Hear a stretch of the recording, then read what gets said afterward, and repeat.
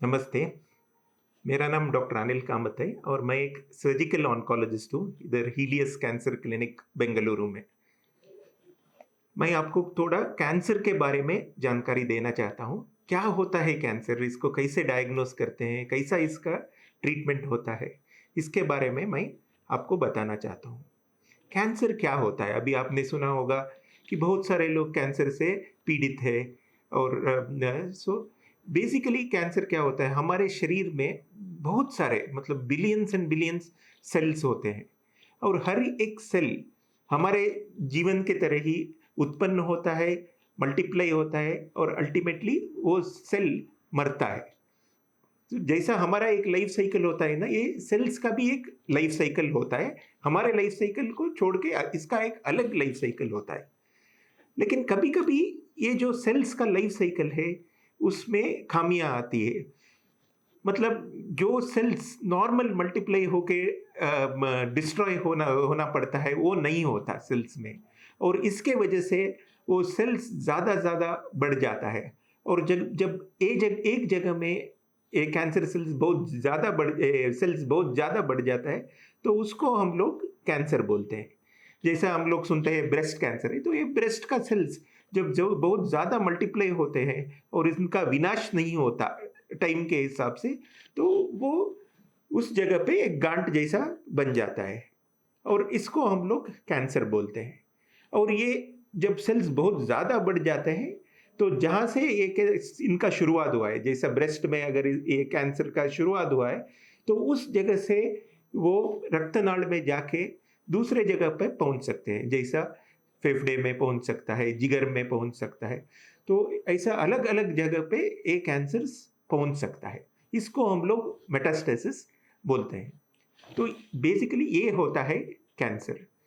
Cancer का symptoms क्या होता है? मतलब क्या आपको कब आपको कैंसर शक करना चाहिए? कैंसर का एक सिम्पटम नहीं होता।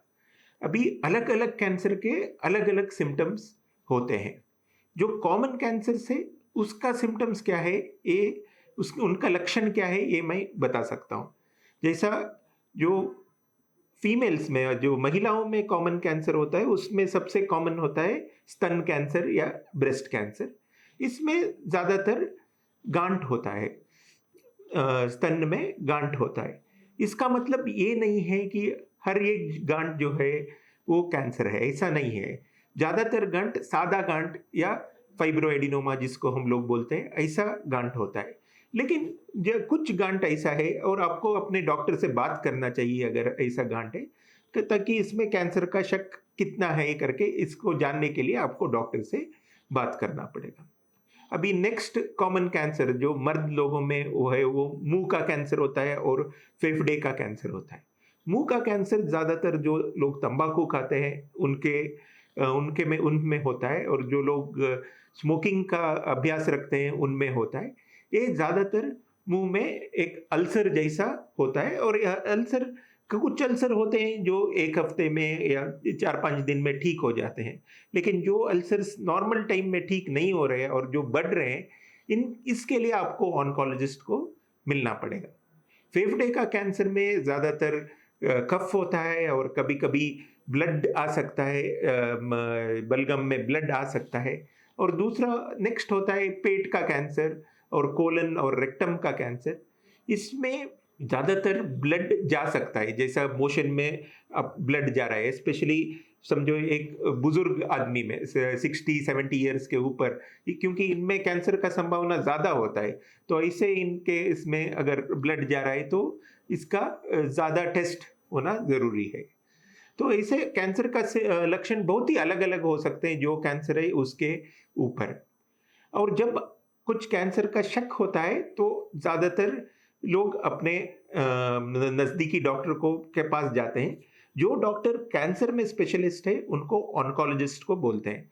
तो अगर कैंसर का शक बहुत ही ज़्यादा है तो मैं डेफ़िनेटली आपको ये बोलूँगा कि आप एक ऑन्कोलॉजिस्ट को मिल लीजिए। वो चाहे तो सर्जिकल या मेडिकल या रेडिएशन, ऐसे 3 तरह के ऑन्कोलॉजिस्ट होते हैं। और क्या होता है जब अगर कोई समझो मैं एग्जांपल लूँ तो दोबारा मैं ब्रेस्ट कैंसर का एग्जांपल लूँ तो कैसा होता है? तो डायग्नोसिस के लिए ज़्यादातर बायोप्सी बोलते हैं, तो बायोप्सी करना पड़ता है। जो भी कैंसर है, किधर का भी हो, ज़्यादातर उसमें बायोप्सी होता है। बायोप्सी मतलब डॉक्टर एक छोटा-सा टुकड़ा निकाल के उसको पैथोलॉजिस्ट के पास भेजता है और पैथोलॉजिस्ट उसको माइक्रोस्कोप में देख के ये कन्फर्म करते हैं कि इसमें कैंसर है कि नहीं। तो एक बायोप्सी होता है और दूसरा स्कैनिंग होता है। स्कैनिंग भी अलग-अलग तरह के होते हैं, जैसा सीटी स्कैन हो गया या एमआरआई हो गया।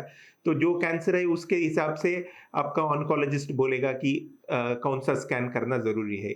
और अभी नया करके पेट स्कैन करके आया है जो फुल बॉडी स्कैन करता है, किधर-किधर कैंसर पहुँचा है करके। तो ऐसे-ऐसे एक बायोप्सी और दूसरा स्कैन होता है और ज़रूरत के हिसाब से कुछ और टेस्ट भी हो सकते हैं। तो जब टेस्ट सब हो जाते हैं तो हम लोग ये नतीजे पे आते हैं कि पहले कि कैंसर है कि नहीं और दूसरा किस स्टेज में ये कैंसर है। तो ये आपको अपने ऑन्कोलॉजिस्ट के साथ डिस्कस करना पड़ेगा कि पहले कैंसर कंफर्म्ड है कि सिर्फ शक है कि कैंसर नहीं है। कभी-कभी कुछ इसमें डिफरेंशिएट करना मुश्किल होता है कि सादा गांठ है कि कैंसर का गांठ है और दूसरा किस स्टेज में है, क्योंकि स्टेज के हिसाब से ट्रीटमेंट अलग होता है। जैसा अर्ली स्टेज में ज़्यादातर ट्यूमर्स में ऑपरेशन होता है मेन ट्रीटमेंट। जैसा-जैसा स्टेज बढ़ता है तो अलग ट्रीटमेंट जैसा इंजेक्शन ट्रीटमेंट, कीमोथेरेपी जो हो हम लोग बोलते हैं या रेडिएशन ट्रीटमेंट या सिकाई जो हम लोग बोलते हैं, इसका इस्तेमाल होता है। हर एक कैंसर का ट्रीटमेंट अलग होता है। कुछ कैंसर ज़्यादा ऑपरेशन के लिए आते हैं और कुछ कीमोथेरेपी के लिए और रेडिएशन के लिए जाते हैं। ये आपका ऑन्कोलॉजिस्ट तय करेगा कि आपका कैंसर कौन-सा स्टेज में है और इसके लिए कौन-सा ट्रीटमेंट सबसे उचित रहेगा करके। रिजल्ट्स कैसे रहते हैं कैंसर का, इसके बारे अभी मैं काफ़ी पेशेंट्स, काफ़ी रिलेटिव्स को देखते हूँ जो सोचते हैं कि कैंसर मतलब पेशेंट तो बचने का चांस ना के बराबर है। ऐसा नहीं है, क्योंकि बहुत सारे कैंसर को काफ़ी अच्छा ट्रीटमेंट अभी अवेलेबल है और काफ़ी सारे कैंसर्स है जिसको पूरा ठीक कर सकते हैं। कैंसर का जैसा मैंने बताया ना 3 ट्रीटमेंट होते हैं ज़्यादातर, और कुछ कैंसर में अलग ट्रीटमेंट हो सकते हैं। जो अर्ली है ये ज़्यादातर सर्जरी के लिए जाता है, जो सर्जिकल ऑन्कोलॉजिस्ट करते हैं, और दूसरा जो कीमोथेरेपी है या इंजेक्शन का ट्रीटमेंट इसको करते हैं मेडिकल ऑन्कोलॉजिस्ट, और सिकाई जो करते हैं इसको बोलते हैं रेडिएशन ऑन्कोलॉजिस्ट। तो हो सकता है कि कोई एक ट्रीटमेंट लगे या कुछ ट्रीटमेंट में 2-2 ट्रीटमेंट या 3-3 ट्रीटमेंट साथ में लगे। तो ये स्टेज के हिसाब से डिसाइड होता है। अर्ली कैंसर जो जल्दी पकड़ते हैं उसमें सिर्फ एक ट्रीटमेंट लगता है, और जो कैंसर ज़्यादा बढ़ जाता है उसमें 2 या 3 ट्रीटमेंट लग सकता है। अभी कैंसर से कैसे बचें इसका भी मैं 1-2 बात कर लेता हूँ। तो कैंसर से ऐसा ये नहीं हो सकता कि कोई बोले कि मुझे कैंसर ना ही आए, क्योंकि कैंसर में थोड़ा लक फैक्टर होता है। कभी-कभी बिना कुछ प्रॉब्लम्स की वजह से भी कैंसर आ सकता है। लेकिन जो प्रॉब्लम्स में कैंसर का संभावना ज़्यादा है, वो होता है तंबाकू और स्मोकिंग और तंबाकू सेवन। तो स्मोकिंग और तंबाकू सेवन में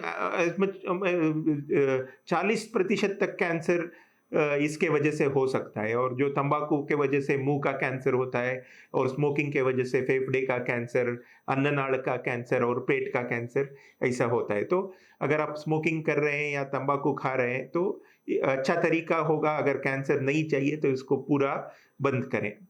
लेकिन सिर्फ बंद करने से ऐसा नहीं है कि कैंसर आएगा ही नहीं, अलग वजह से भी कैंसर आ सकता है, और ठीक तरह से ट्रीटमेंट देने से कैंसर, काफ़ी सारे कैंसर्स को हम लोग पूरा ठीक कर सकते हैं। तो ये जानकारी देनी थी आपको। Thank you.